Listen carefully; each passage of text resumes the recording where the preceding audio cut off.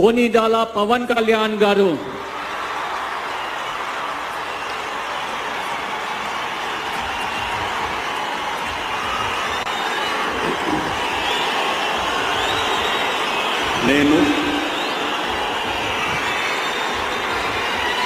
కొనిదెల పవన్ కళ్యాణ్ అనే నేను శాసనం ద్వారా నిర్మితమైన భారత రాజ్యాంగం పట్ల నిజమైన విశ్వాసం విధేయత చూపుతానని, భారతదేశ సార్వభౌమాధికారాన్ని సమగ్రతని కాపాడుతానని,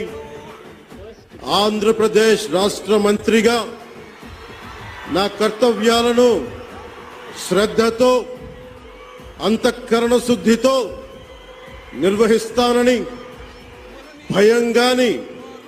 పక్షపాతం గాని